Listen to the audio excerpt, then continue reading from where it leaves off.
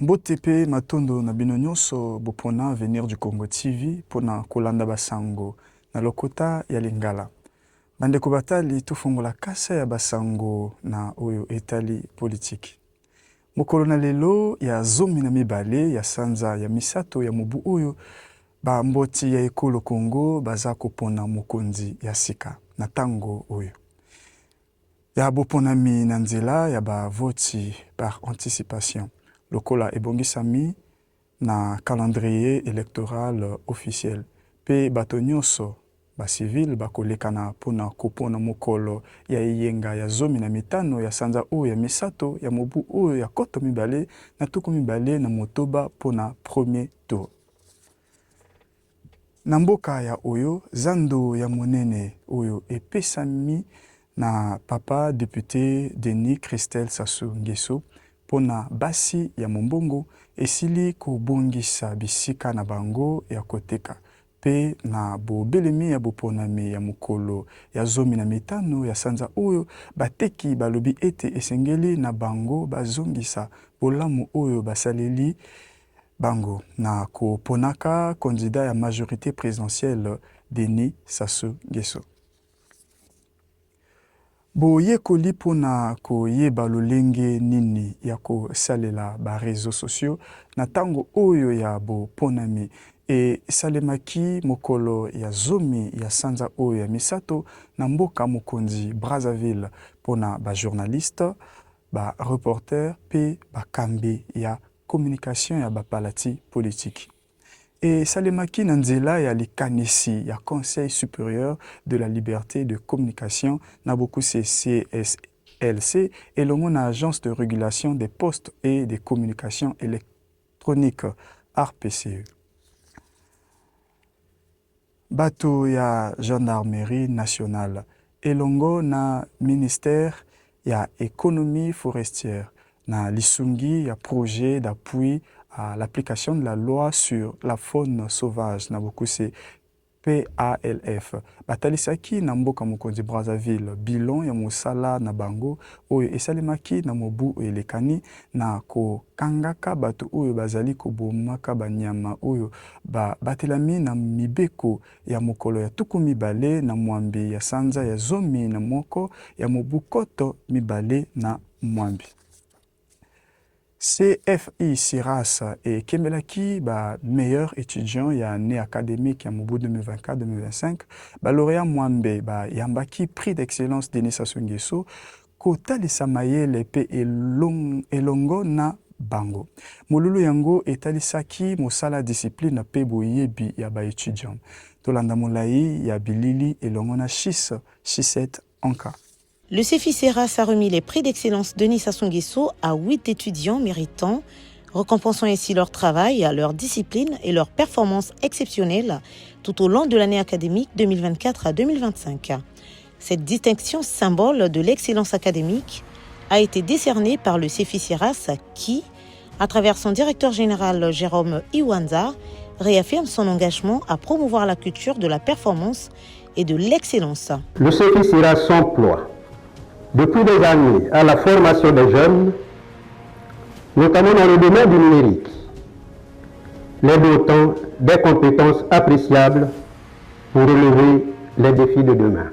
Nous organisons ce jour cette cérémonie de remise de prix que nous avons baptisé prix d'excellence de Denis Sassou Nguesso en sa qualité de créateur du Seras, et qui récompense donc les meilleurs de nos étudiants.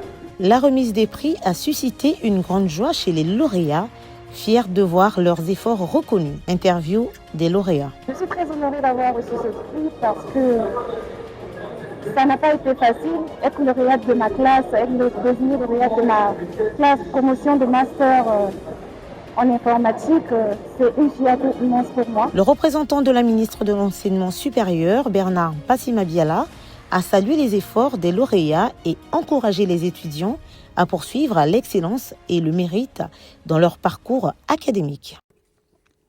Uta sanza ya zomi na mibale ya mubu oyo elekanaki Association Internationale Globus e bandi mabongisi ya lisungi na mboka ya Brazzaville pona kopesa mai ya malamu da bato koleka motango ya koto kama misato na nzela ya baforage mitano na bisika wapi mai ekobimaka na pasi.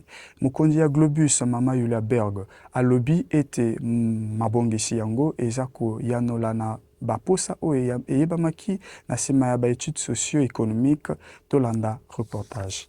Ce mercredi 11 mars 2026, l'Association internationale Globus a inauguré le site de la construction du forage d'eau potable à Diri, au 9e arrondissement de Brazzaville. Depuis décembre 2025, l'Association internationale Globus avait mis en œuvre un projet humanitaire à Brazzaville visant à fournir de l'eau potable à plus de 300 000 habitants grâce à 5 puits artésiens situés dans des zones où l'accès à l'eau de qualité est difficile. Ces puits équipés de châteaux d'eau avec panneaux solaires autonomes garantissent un approvisionnement stable malgré les fréquentes coupures d'électricité. La présidente de Globus, Madame Yulia Berg, a souligné que ce projet répondait aux besoins identifiés par une étude socio-économique et les habitants seront bientôt informés des nouvelles sources afin que tous puissent en bénéficier. C'est un immense honneur pour moi d'être parmi vous aujourd'hui pour l'inauguration de ce nouveau forage. Nous le savons tous, l'eau, c'est la vie.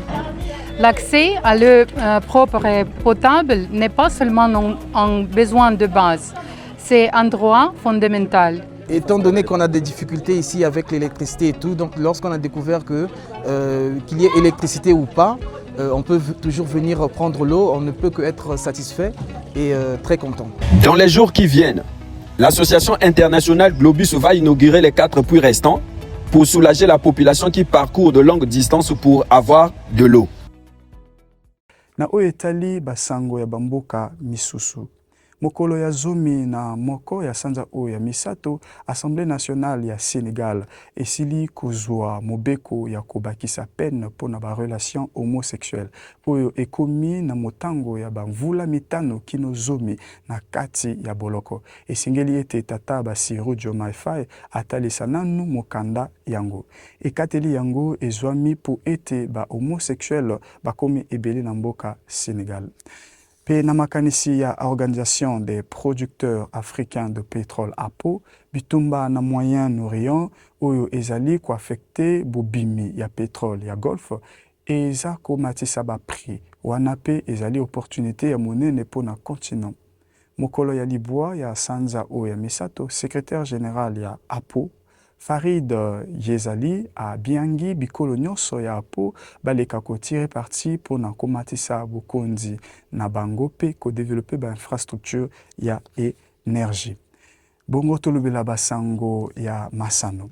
OneXBet ezwaki prix ya Best on Mobile 2026 na tango ya Sigma Africa 2026 mokolo ya molulu ya monene ya e-gaming na Afrika kokolisa réputation na ye pona babeti ya Afrika na oyo etali Masano.